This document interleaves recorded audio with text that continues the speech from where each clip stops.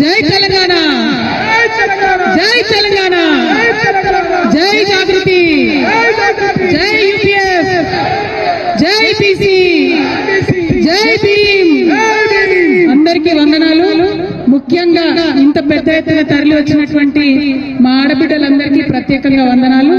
మా అన్నదమ్ములకు, అదేవిధంగా యూపీఎఫ్ నాయకులకు, జాగృతి నాయకులకు, సోదరులకు అందరికి కూడా హృదయపూర్వకంగా నమస్కారం. మీకు తెలుసు, ఇవాళ చేస్తున్నటువంటి కార్యక్రమం మామూలు కార్యక్రమం కాదు. తెలంగాణ జాగృతి అనేక పోరాటాలు చేసింది. కానీ ఇవాళ చేస్తున్నటువంటి పోరాటం చరిత్రలో నిలిచిపోయేటటువంటి పోరాటం అవుతుంది. అటువంటి చారిత్రక పోరాటంలో భాగస్వామ్యం పంచుకోవడానికి అనేక మంది వచ్చిండ్రు. వారందరికీ కూడా పేరు పేరున హృదయపూర్వకంగా ఉద్యమాభివందనాలు తెలియజేస్తా ఉన్నాను. ఇవాళ ఇందిరా పార్క్ దగ్గర ఇంతమందిని చేరి నిరసన తెలపాల్సినటువంటి అవసరం ఏమొచ్చిందో ఒకసారి ఆలోచించుకోవాలి. ఇంతమంది ఇక్కడికి వచ్చి మన పనులను పక్కకు పెట్టి, మన కుటుంబాలను పక్కకు పెట్టి, మన అన్ని అత్యవసరమైనటువంటి పనులన్నీ పక్కకు పెట్టి ఎందుకోసం ఇందిరా పార్క్ వచ్చినామో ఒకసారి ఆలోచన చేసుకోవాలి.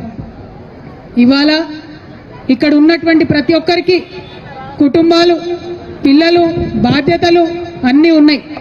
అది జాగృతి కార్యకర్తలు కావచ్చు, యూపీఎఫ్ నాయకులు కావచ్చు, తరలి వచ్చినటువంటి విద్యార్థులు కావచ్చు, అందరికీ కూడా పర్సనల్ బాధ్యతలు ఉన్నాయి. అయినా ఇక్కడికి ఎందుకు వచ్చినాం, ఏం పట్టుదలతో కోసం వచ్చినాం, ఏం పంతంతో వచ్చినాం, ఎందుకు పిడికిలు బిగించి ఇంతమంది ముందుకు వచ్చినాం అన్న విషయం చాలా సీరియస్గా ఆలోచన చేసుకోవాలి. ఇవాళ తెలంగాణ రాష్ట్రం వచ్చిన తర్వాత సబ్బండ వర్ణాలు, సబ్బండ వర్గాలు అందరం కూడా సంతోషంగా బాగుండాలనే తెలంగాణ తెచ్చుకున్నటువంటి తెలంగాణలో అనేక మంచి పనులు చేసుకున్నాం. ఇంకా చేసుకోవాల్సిన పనులు కూడా ఎన్నో ఉన్నాయి. మరి ఆర్థికంగా, సామాజికంగా, రాజకీయంగా అన్ని వర్గాలు బాగున్నప్పుడే తెలంగాణ బాగుంటుందనేటటువంటి బలమైన విశ్వాసాన్ని కూడా మనందరం కలిగి ఉన్నాం. ఇక్కడ ఉన్న వాళ్ళు ఎవరు కూడా మామూలు మనుషులు కాదు. ఒక్కొక్కరు ఒక్కొక్క చిచ్చర పిడుగులు. ఎందుకంటే ఇక్కడ ఉన్న ప్రతి ఒక్కరు కూడా వేలాది మందిని కిందకెళ్ళి ప్రభావితం చేయగలిగేటటువంటి నాయకులు, కార్యకర్తలే ఇక్కడ ఉన్నారు. మరి అలా ఏం పంతంతో ఇక్కడికి వచ్చినాం మనం? తెచ్చుకున్న తెలంగాణలో ప్రతి ఒక్కరికి రాజ్యాధికారంలో వాటా రావాలి, ప్రతి ఒక్కరికి ఆర్థిక అవకాశాలు రావాలి, ప్రతి ఒక్కరికి సమాజంలో గౌరవం దక్కాలి. సమాజంలో సగభాగం బీసీలు ఉన్నారు. మరి సగభాగం ఉన్నటువంటి బీసీలకు రాజకీయంగా సమ ప్రాధాన్యత దక్కాలనేటటువంటి ఉక్కు సంకల్పంతోనే ఇవాళ పిడికిలు బిగించి మనందరం ఇక్కడికి రావడం జరిగింది. గత కొన్ని నెలలుగా మనం ప్రభుత్వం వెంటబడుతున్నాం. మీరు కామారెడ్డి డిక్లరేషన్లో చెప్పినట్టుగా పాటించాలే, బీసీలకు న్యాయం చేయాలని కోరుతా ఉన్నాం. తెలంగాణ జాగృతి, యునైటెడ్ పూలే ఫ్రంట్ మన యొక్క ఉద్యమాల ఒత్తిడితోని ఇవాళ అసెంబ్లీలో 2 బిల్లులు పాస్ అయినాయి. సావిత్రిబాయి పూలే గారి జయంతిని అఫీషియల్గా ఉమెన్స్ టీచర్స్ డేగా ప్రకటించారు. పూలే గారి విగ్రహాన్ని మనం అసెంబ్లీలో అడిగితే వాళ్ళు ట్యాంక్ బండ్ మీద పెడతామన్నారు. ఒక్కొక్కటి ముందడుగు పడుతున్నది. ఒక్కొక్కటిగా ప్రభుత్వాలను కదిలించగలుగుతా ఉన్నాం, వారి మెడలు వంచగలుగుతా ఉన్నాం. ఇప్పుడు చాలా బలీయమైనటువంటి ఆకాంక్ష మనందరికీ. ఏందది? ఇవాళ జరుగుతున్నటువంటి లోకల్ బాడీ ఎన్నికలలో, రేపు తెలంగాణలో జరగబోయేటటువంటి స్థానిక సంస్థల ఎన్నికల్లో డిక్లరేషన్, కామారెడ్డి డిక్లరేషన్లో చెప్పిన విధంగా 42% రిజర్వేషన్ ఇచ్చి తీరాల్సిందే అని ఇవాళ ఇక్కడ కూర్చున్నాం. 42% రిజర్వేషన్ కోసం 72 గంటల నిరంతర నిరాహార దీక్ష కోసం ఇవాళ ఇక్కడ కూర్చున్నాం. ఇది రాజకీయ పోరాటం కాదు, ఇది ఆత్మగౌరవ పోరాటం. బీసీల ఆత్మగౌరవం కోసం జరుగుతున్నటువంటి పోరాటం. గాంధీ గారు చూపించినటువంటి మార్గంలో మనం చేస్తున్నటువంటి పోరాటం. గాంధీ గారు ఏం చెప్పారు మనకు? మీకేదన్నా అంశం సాధించాలంటే, ఎవరి ఆకాంక్షలన్నా ముందుకు తీసుకొని వెళ్ళాలంటే హింస వైపు వెళ్ళొద్దు, మనల్ని మనమే కష్టపెట్టుకోవాలి. అందుకే ఇవాళ మేము ఉక్కు సంకల్పం తీసుకున్నాం. నాతో పాటు ఇవాళ ఇక్కడ యునైటెడ్ పూలే ఫ్రంట్ కన్వీనర్ బొల్లా శివశంకర్ గారు, యునైటెడ్ పూలే ఫ్రంట్ కో కన్వీనర్ హరి గారు, విజయేంద్ర సాగర్ గారు, కోల శ్రీనివాస్ గారు, కుమారస్వామి రజక గారు, రాచమల్లి బాలకృష్ణ నాయి బ్రాహ్మణ గారు, సురేందర్ ఆరేకటిక గారు, గోపు సదానందం గారు, ప్రవీణ్ వంజర గారు, రామ్ కోటి గారు, వీళ్ళందరూ కూడా 72 గంటల నిరాహార దీక్ష నాతో పాటు చేయడానికి ఇక్కడ సిద్ధపడి ఇక్కడ కూర్చున్నాం. ఇంకా మా ఆడబిడ్డల పేర్లన్నీ కూడా వస్తున్నాయి, వచ్చినాక అవి కూడా అనౌన్స్ చేస్తాం. మరి ఇంతమంది ఇక్కడ కూర్చొని ఎందుకు నిరాహార దీక్ష చేస్తూ ఉన్నాం? అనేక రకాల పోరాటం చేసినాం, రాజకీయంగా అడిగినాం, రౌండ్ టేబుల్ సమావేశాలు పెట్టినాం, ప్రెస్ మీట్లు పెట్టినాం, మాకు కావాల్సింది ఏంది, ఆకాంక్ష ఏందని చెప్పడం జరిగింది. కానీ ప్రభుత్వంలో చలనం లేదు. ఇవాళ బిల్లు పాస్ అయ్యి బీజేపీ మీద నూకేసి చేతులు దులుపుకుందామని కాంగ్రెస్ పార్టీ చూస్తుంది. మాకు సంబంధం లేదు, ఇది రాష్ట్రానికి సంబంధించిన బిల్లని చేతులు దులుపుకుందామని బీజేపీ చూస్తుంది. ఈ వేదిక నుండి స్పష్టంగా ఇవాళ నేను ఛాలెంజ్ చేసి రాష్ట్ర ప్రభుత్వాన్ని, గౌరవ ముఖ్యమంత్రి రేవంత్ రెడ్డి గారిని అడుగుతా ఉన్నాను. నిజంగా మీరు బీసీల పక్షపాత అయితే, నిజంగా 42% మీరు పెట్టిన బీసీల బిల్లు చిత్తశుద్ధితో పెట్టిందైతే, ఏదైతే బీజేపీ చెప్తుందో ముస్లింలకు ఉందేమో అనే అనుమానంతో మేము ఆపుతున్నామని చెప్తున్నారు. ఇవాళ కాంగ్రెస్ పార్టీ మీరు స్పష్టత ఇవ్వండి. మీరు ఇవాళ ప్రెస్ మీట్ పెట్టండి. ఇక్కడ పెడతారా, ఢిల్లీలో పెడతారా, రాహుల్ గాంధీ గారిని పెట్టుకొని పెడతారా, సోనియా గాంధీ గారిని పెట్టుకొని పెడతారా, మాకు సంబంధం లేదు. ప్రెస్ మీట్ పెట్టి ఓపెన్గా డిక్లేర్ చేయండి, ముస్లింలకు 10% రిజర్వేషన్ మేము సపరేట్ బిల్లు పెడతాం అసెంబ్లీలో అని చెప్పి డిక్లరేషన్ చేయండి. ఒక క్లారిటీ ఇవ్వండి. దాంతో ఏమవుతుంది, ఇప్పుడున్న 42%లో ముస్లిం మైనారిటీల రిజర్వేషన్ దీంట్లో ఇంక్లూడెడ్ కాదు, ముస్లింస్కి సపరేట్గా 10% రిజర్వేషన్ పెట్టాలని చెప్పి మేము డిమాండ్ చేస్తూ ఉన్నాం. ఇక అప్పుడు బీజేపీ మీద ఉంటుంది బాధ్యత. ఈ 42%లో ముస్లింస్ లేరన్న విషయాన్ని కాంగ్రెస్ పార్టీ క్లారిటీ ఇవ్వాలి. ఒకవేళ ముస్లిం సోదరులకు ఉంటే ఆ విషయం కూడా క్లారిటీ ఇవ్వాలి. కానీ మీరు ఏ విషయం చెప్పకుండా మేము బిల్లు పాస్ చేసినాం, బీజేపీ వాళ్ళు సంతకాలు పెడతలేరని మోసం చేయొద్దని చెప్పి మాత్రం కాంగ్రెస్ పార్టీని మేము డిమాండ్ చేస్తూ ఉన్నాం. మేము ఇక్కడ 72 గంటలు కూర్చుంటాం. ఈ 72 గంటల్లో మీరు ఢిల్లీలో రేపటి నుంచి మీ అగ్రనాయకులు కలుస్తూ ఉన్నారు. ముఖ్యమంత్రి గారు నేను డిమాండ్ చేస్తూ ఉన్నా, వాళ్ళ పర్మిషన్ తీసుకోండి. ఎందుకంటే ఢిల్లీలో పర్మిషన్ ఇవ్వండి, గల్లీలో వీళ్ళు కుర్చీలో కూడా కూర్చునే పరిస్థితి లేదు. కాబట్టి ఢిల్లీలో మీ అగ్రనాయకుల పర్మిషన్ తీసుకోండి. ఈ 42% బీసీలకు సపరేట్గా పెట్టండి, 10% ముస్లింల కోసం సపరేట్గా పెట్టండి. ఆ క్లారిటీ ఇవ్వండి, ఆ స్పష్టత ఇవ్వండి. ఆ తర్వాత బీజేపీ కనుక సంతకం పెట్టకపోతే, గవర్నర్ గారు కనుక సంతకం పెట్టకపోతే మేము ఈ దీక్ష ఇక్కడ కాదు, ఢిల్లీకి పోయి జంతర్ మంతర్ మీద అక్కడే చేస్తామని కూడా ఈ సందర్భంగా మీకు తెలియజేస్తా ఉన్నా. ఈ స్పష్టత ఇవ్వకుండా, ఈ క్లారిటీ ఇవ్వకుండా నువ్వెంత అంటే నువ్వెంత, తూకిత్తా అంటే తూకిత్తా అని కాంగ్రెస్ బీజేపీ కూడా ఇద్దరు కలిసి మోసం చేసే ప్రయత్నం చేస్తున్నాయి, బీసీ బిడ్డలను మభ్యపెట్టే ప్రయత్నం చేస్తున్నాయి. ఈ ప్రయత్నాన్ని మాత్రం మేము ఎట్టి పరిస్థితుల్లో సఫలం చేయనిచ్చేది లేదు.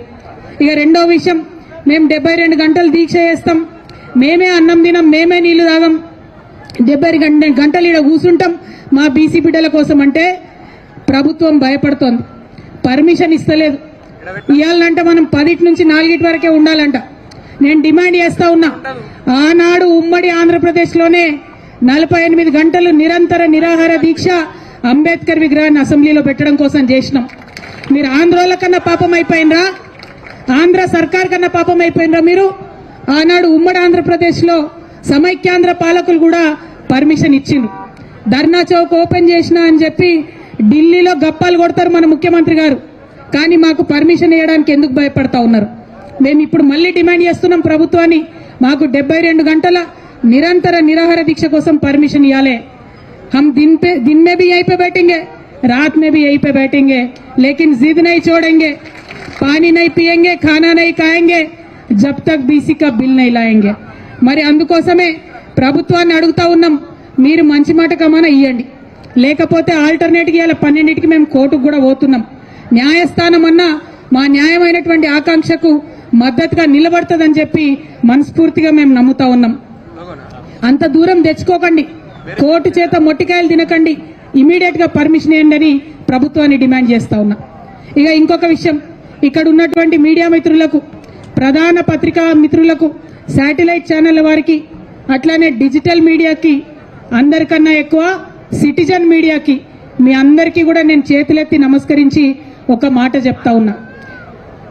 మన ప్రజాస్వామ్యంలో 4 స్తంభాలు ఉంటే మీడియా అన్నిటికన్నా పవర్ఫుల్ స్తంభం. ఎందుకంటే మిగతా 3 స్తంభాలను కూడా ప్రశ్నించగలిగేటటువంటి అధికారం కేవలం మీడియాకు మాత్రమే ఉంటుంది. మిగతా 3 స్తంభాల యొక్క జవాబుదారీతనాన్ని లెక్కలు తీసి చెప్పేటటువంటి ఆస్కారం, అవకాశం కూడా కేవలం మీడియా మిత్రులకే ఉంటుంది. మీరేదో జాగృతోళ్ళు ధర్నా పెట్టినరు, యూపీఎఫ్ఓలు ధర్నా పెట్టినరు, మేము లైవ్ ఇచ్చినాం, ఒక 2 హెడ్లైన్స్ కొట్టినాం, అయిపోయింది అని అనుకోకండి దయచేసి. మీది చాలా పెద్ద బాధ్యత. మీరు చరిత్రను రికార్డ్ చేస్తున్నారు, చరిత్రను మీరు రికార్డ్ చేస్తున్నారు. ఈ చరిత్రలో తప్పు లేకుండా రికార్డ్ చేయాలి. ఈ చరిత్ర న్యాయం పక్షాన ఉండి మీరు రికార్డ్ చేయాలి. ఈ చరిత్రను ప్రజల పక్షాన ఉండి మీరు రికార్డ్ చేయాలి. నేను డిజిటల్ మీడియా సోదరులను ప్రత్యేకించి కోరుతా ఉన్నాను, మీరు పెట్టేటటువంటిది గ్రామ గ్రామానికి పోతుంది. దయచేసి న్యాయం పక్షాన నిలబడండి. ఏది పడితే అది ప్రసారం చేస్తే చరిత్ర మిమ్మల్ని క్షమిస్తుంది అనుకోవద్దు. నిజాలు ప్రచారం చేయాలి. నిజమైనటువంటి బిడ్డలు చేస్తున్నటువంటి ఈ 72 గంటల నిరాహార దీక్షకు మద్దతుగా మీరు ప్రసారం చేయాలని చెప్పి మీడియా మిత్రులందరినీ కూడా నేను కోరుతా ఉన్నాను. మరి ఎక్కడెక్కడి నుంచో తరలి వచ్చినటువంటి మా నాయకులను, బీసీ నాయకులను అందరినీ కూడా మనస్ఫూర్తిగా నేను ఒకే మాట అడుగుతా ఉన్నాను. ఇది మనందరం కూడా చైతన్యం కావాల్సినటువంటి టైం, మనందరం కూడా జాగృతం కావాల్సినటువంటి టైం.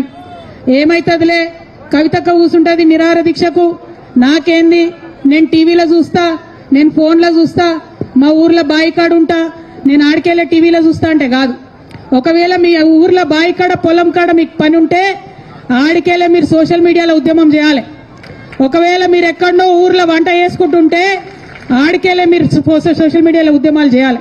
ఎక్కడైనా అవకాశం ఉంటే మీ మండల కేంద్రంలో బీసీ సంఘం నాయకులు, అది ఎవరన్నా కానీ, ఏ పార్టీ అన్నా కానీ, నాయకులు మీటింగ్ పెట్టి బీసీల హక్కుల కోసం మాట్లాడితే ఒక అడుగు ఆడికి పోవాలి, ఒళ్ళు నొప్పించుకోవాలి. జిల్లా కేంద్రంలో ఎవరైనా మీటింగ్ పెడితే ఆడికి రావాలి, మద్దతు ఇవ్వాలి. హైదరాబాద్ నడిగడ్డల మీటింగ్ పెడితే 1 గంట, 1 రోజు నాది కాదు, నా బీసీ బిడ్డలది అనుకొని ఇక్కడ దాకా రావాలి. ఎవరు కూడా బొట్టు పెట్టి పిలవరు. ఇవి ఉద్యమాలు, ఇవి పోరాటాలు. చేతులెత్తి పిడికిలెత్తి పోరాటం చేస్తేనే హక్కులు వస్తాయి తప్పితే ఉట్టుటిగా రావు. బీసీ ఆడబిడ్డలకు, అన్నదమ్ములకు ఇంకొక విజ్ఞప్తి చేస్తున్నా నేను. మనం ఒకసారి అడుగుతాం, 2 సార్లు అడుగుతాం, ఇడిచిపెడతాం. అట్లా ఇడిచిపెడితే హక్కులు రావు. మన హక్కులు సాధించే వరకు అవతల వైపు నుంచి మనం అడుగుడు మొదలు పెట్టగానే మొదటి విమర్శలు వస్తాయి. భయపడద్దు. 2వసారి ఎక్స్ప్లెయిన్ చేసుడు మొదలు పెడతారు. ఆగిపోవద్దు. జవాబు వచ్చే వరకు పిడికిలెత్తి ప్రశ్నిస్తూనే ఉండాలి. ఇటువంటి ఉద్యమాలకు మద్దతు ఇస్తూనే ఉండాలి. అప్పుడే ఉద్యమాలు సాకారం అవుతాయి. అప్పుడే ప్రజలుగా ప్రజాస్వామ్యం బలోపేతం అవుతుందనే విషయాన్ని ఇవాళ మీ అందరికీ నేను తెలియజేస్తా ఉన్నాను. మళ్ళొక్క మారు మీ అందరు నేను ఒకటే మాట కోరుతున్నా. ఇవాళ 72 గంటల నిరాహార దీక్ష, లోకల్ బాడీ ఎన్నికలలో 42% బీసీల కోసం రావాలని చేస్తా ఉన్నాం. చాలా మంది మాట్లాడుతున్నారు నాయకులు, మరి ఇంకెన్ని రోజులు ఎన్నికలు ఆపుతారు? ఎన్ని రోజులైనా ఆపండి, ఏం అర్జెంట్ ఏముంది ఎన్నికలకు? ఇప్పుడు మీరు చేస్తున్నది ఏంది? 2 ఏళ్ల నుంచి సర్పంచ్లు ఉన్నారా ఊర్లలో? 2 ఏళ్ల నుంచి ఎంపీటీసీలు ఉన్నారా ఊర్లలో? ఏం జరుగుతుంది అక్కడ? ఏం అభివృద్ధి జరుగుతుంది? ఇదివరకు కేసీఆర్ గారి హయాంలో జరిగిన అభివృద్ధి ఇవాళ పల్లెలలో కొనసాగుతున్నదా? లేదు. ఏం అర్జెంట్ ఉంది అట్లాంటప్పుడు? ఎన్నికలు పెట్టే ముందు ఖచ్చితంగా మా బీసీలకు హక్కులు వచ్చిన తర్వాతనే ఎన్నికలు పెట్టాలని డిమాండ్ చేస్తా ఉన్నాం. ప్రభుత్వం కొట్లాడాలి, న్యాయస్థానంలో కొట్లాడాలి. తమిళనాడులో ఇట్లనే 9 ఏళ్ళు ఎన్నికలు పెట్టలే. బీసీల హక్కులు సాధించుకున్నాకనే, బీసీలకు రిజర్వేషన్ వచ్చినాకనే ఎన్నికలు పెట్టుకున్నారు. మనమేం తక్కువ? అంటే తమిళనాడుకి ఇచ్చినట్టు 69% మనకు లేదంటారు. ఎందుకు లేదంటే అక్కడ వాళ్ళు ఉడుం పట్టు పట్టినరు, మాకు అవసరం లేదు ఎన్నికలు 9 ఏళ్ళు అని చెప్పిండ్రు. ఇక్కడ మనం అట్లా ఉడుం పట్టు పట్టి అందరం కలిసి ఒక దగ్గర ఉంటే ఖచ్చితంగా మనకు కూడా రిజర్వేషన్ వస్తుంది. ఈ రిజర్వేషన్ వల్ల మరి జీవితాలు అన్నీ మారిపోతాయా? ఈ రిజర్వేషన్ వల్ల మొత్తం బీసీ సమాజం ముంగట పడుతుందా అంటే డెఫినెట్గా ఒక బలమైన ముందడుగు పడుతుంది. రాజకీయంగా మన వాటా మనకు వస్తుంది.